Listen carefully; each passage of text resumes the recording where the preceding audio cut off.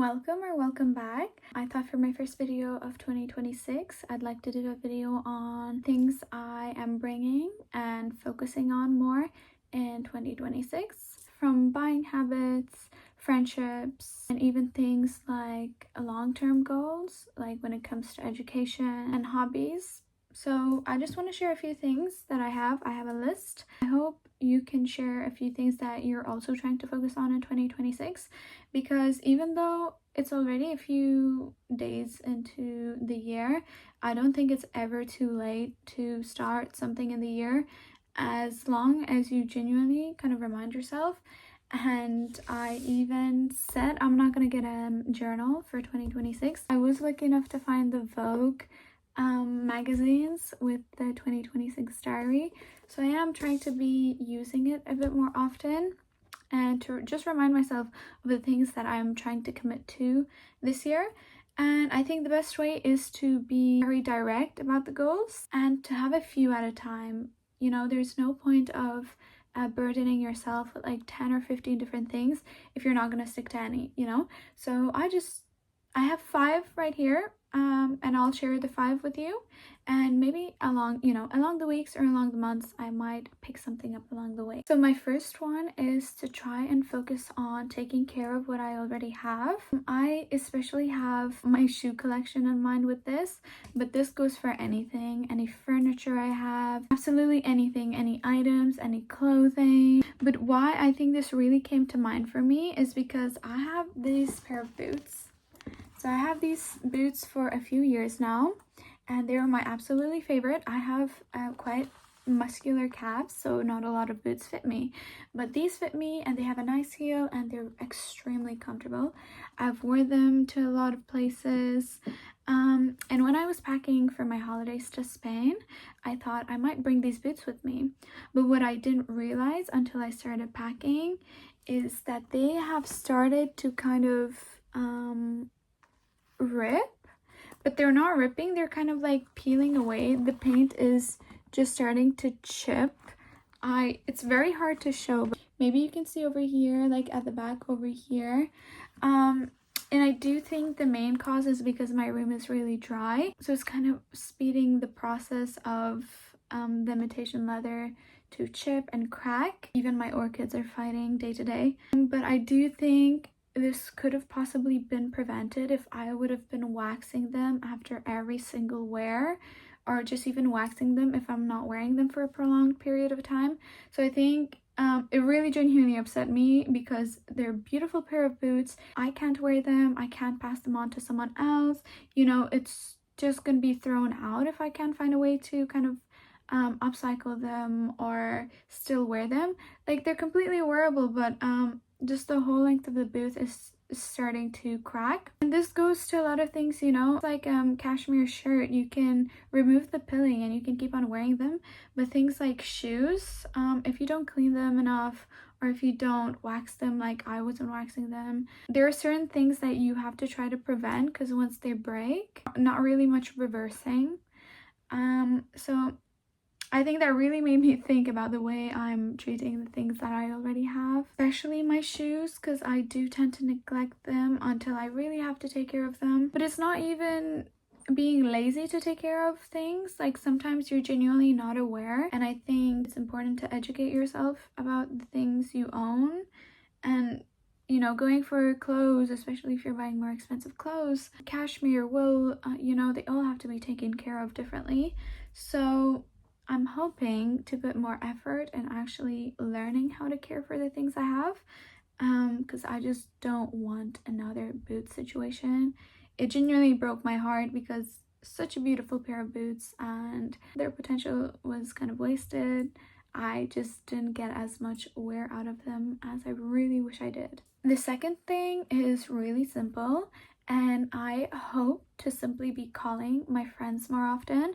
I did put a conscious effort into doing this more, actually, in the last month or so.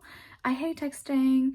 I think texting is very pointless sometimes. It's very dry, because you can ask someone, hi, how are you, but you're not really going to be open with someone. So I'm putting a conscious effort into arranging phone calls, video calls, and even seeing people face to face. When you're friends with people who have a completely different schedule from you, it's so hard to see them sometimes.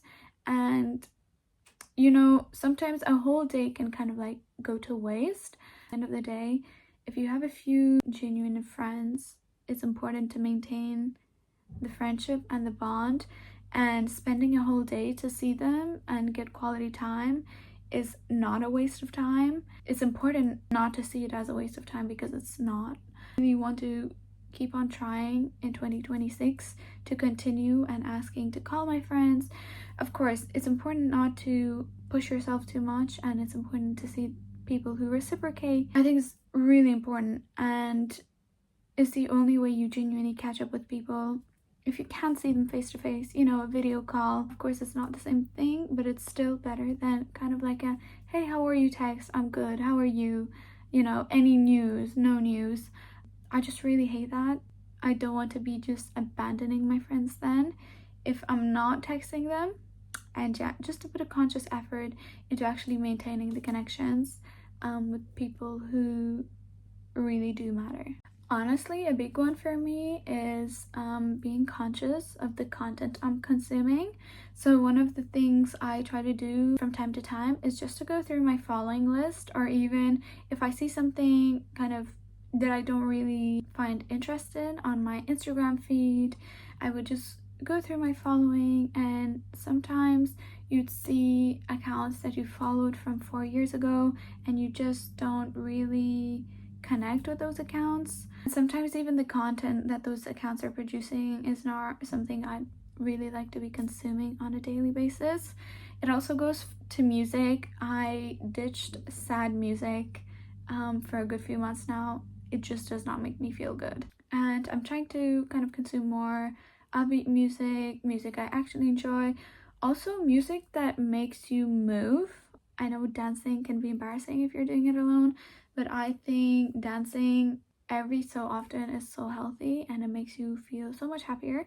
So I think that's also very important, is choosing the type of music I'm consuming, type of people I'm following on Instagram. Same thing goes to YouTube. Like, instead of watching crime shows nonstop, I'm trying to, you know, look at documentaries or topics that I actually find interest in. Same thing goes to TV shows and movies. I just want to be more picky with the things that I'm spending my time looking at, reading, or listening to, because that is impacting you at the end of the day. And I found a big difference in the way it makes me feel, especially when it goes down to music. Music is a big part of my life, and I want to emphasize the importance of the type of music you choose to listen to. You know, I'm not saying listen to music with no curse words. I'm still listening to music with vulgar language here and there. But I think the energy is still so important. It can make you feel bad, and if you're feeling bad and you listen to sad songs, it's not gonna make you feel better. It's okay from time to time, especially if it helps you cry it out, you know, it's good. But I think in 2026, I want to continue being aware of the content I'm consuming, especially on a daily basis, like music or the type of accounts you're following on Instagram. Another thing would be buying things for their value, even if it's more expensive upfront. Like I've mentioned in one of my short videos before, I got these Intimissimi tops when I was on holidays, and I already see them as such a genuinely good investment. I did pay, I think, 30 euro for them each, but I'm wearing them and I like the way they look. They're comfortable, they're cashmere, you know. So sometimes you might be booked away by the price of something, even if it's better quality. But then if you're gonna go into a place like Zara or Bershka and buy, you know, 6 tops that are only 9 euro, you know, it really doesn't make sense in the long run. And you're probably gonna end up throwing something like that out faster, or not even wearing it and not even valuing it as a thing you own. I'm trying to, even at the moment, clear out my wardrobe consciously, you know, not throw things out, give them away, sell them, or even, you know, some things just need a small bit of alteration. That's also one thing I want to focus on, is to continue learning how to sew. I hemmed my first pair of jeans the other day, and I think that is such a big accomplishment for me. Either altering things or to begin with, even to try on things in store and buy them already fitting. If you have to cut a small piece of your trousers and hem them, and you can do that, absolutely. But if something is ill-fitting and you're paying like €80 for it, I think we really need to start reconsidering. And then you have purchases based on trends online. Like the amount of times in the past few weeks when I try to pay attention to the things I'm buying, I'd be in queue with something in my hand and then I'm like, do I really need this? Like, I do not need a third cleanser for my face. Yeah, I'm genuinely really happy. And even at that moment, you feel really nice by being able to put something back because you realize you genuinely do not need it. And then once you do want to get something, you don't feel guilty about spending money because you know it's something you want and you know it's something you'll use. Sometimes, especially when you see cheap things, it's very easy, oh, just to buy it. I'm trying to get rid of that mindset. It's working so far for the last, I think, month or two. I've tried to be more aware of the things I'm buying and how often I'm buying. And yeah, like I said, even when I went to Spain and I saw the treetops, I did not feel guilty buying them because I was like, during my whole trip, I saw people walking around with Zara bags, Bershka bags, and I bought like, I think 2 or 3 items. And I was like, you know what? I can allow myself to get this. It feels nicer to buy the things you genuinely want, even if it's at a pricier tag. You don't feel guilty and you know you're gonna use it. And it's usually better quality if you are actually being more picky with your purchases. So I hope I'm gonna continue to carry that in 2026. And I think it's something everyone should kind of think about because it's not only about making sure you're not spending so much money, just making also sure that you're getting value for your money, you know? Because even now fast fashion brands, they're upcharging so much. Before you could get a fast fashion jacket for like €25. I know you're seeing these jackets go for €60, €80. Like, you can buy a secondhand leather coat for €40 that's gonna last you another few years, like even decades. You probably can even pass it on again.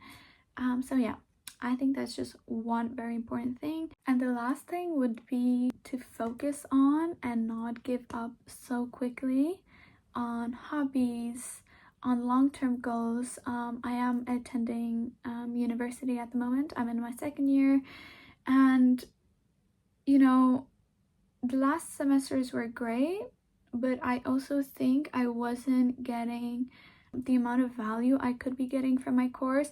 I was passing. I don't know my grades for last semester, but I was passing. Some of my grades were good, some of them were okay. But I think with things like university, you can get so much value from it if you actually put your mind to it more. So that's one of the things. I'm just focusing on the things you're actually doing.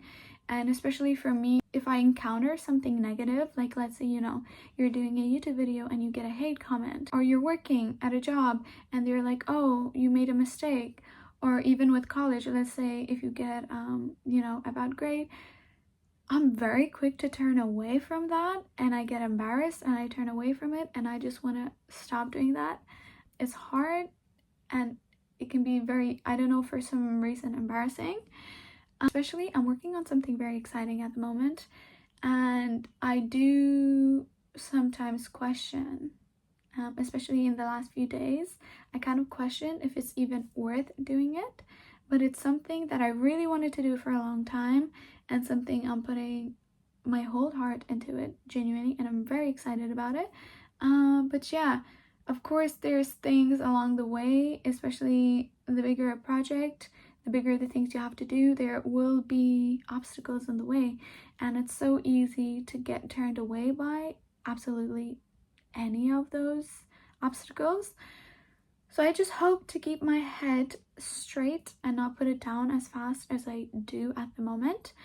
This is definitely something I haven't worked on as much as I'd like to, so hopefully, you know, with the coming weeks we will be working on that a bit more. And for the very last thing, I made a short video on this already, and I've been a user for the last 4 years, but in 2026 I really want to pay attention to what I'm putting in my body and on my body. So definitely a thing I'm carrying with me is period underwear. If you don't know what period underwear is, it's basically underwear that acts like you have a pad here, but it's literally, it looks like underwear. So that's one thing I'm very happy to be continuing using. However, I still do use pads with them, so I do want to change from brands like Always that literally do not care what they're putting in the pads to more healthier options. I know there's a few brands out there, I just haven't done my research on them enough, and I've actually not stocked up on products like that. But period underwear overall, I think is something every woman should look into. If you're not a fan of pads or tampons, if you use tampons, take a look at Diva Cups. If you still stick to pads, which I prefer also, take a look at period underwear. I know there's so many brands now that not only make the plain single colored underwear or polka dot pattern like the ones I have, because initially I only knew that you can buy them from Primark, so that's where I got all mine from, and you know, they're a bit boring, but now they've even made cute ones. I just think it's something I want to continue to focus on, like, you know, finding better alternatives. Like for pads, I found the period underwear. Obviously it's way more sustainable because you just wash it, you rewear it, it's way more comfortable. And of course, during period, comfort is kind of the only way you can make it any easier. Investing in practical things like that is something I would like to learn more about, because sometimes you just don't know about things. Like the amount of women I've spoken to who don't know about period underwear yet is shocking, honestly, and I hope more people learn about it. But yeah, I think these are my few things that I will be bringing into 2026, and I want to continue to focus on, or start focusing on more. And if you have any New Year resolutions or things that you are just putting an extra effort in this year, please do share. I might even take some notes. And yeah, let me know what you'd like to see for the next video, and I'll see you in the next one.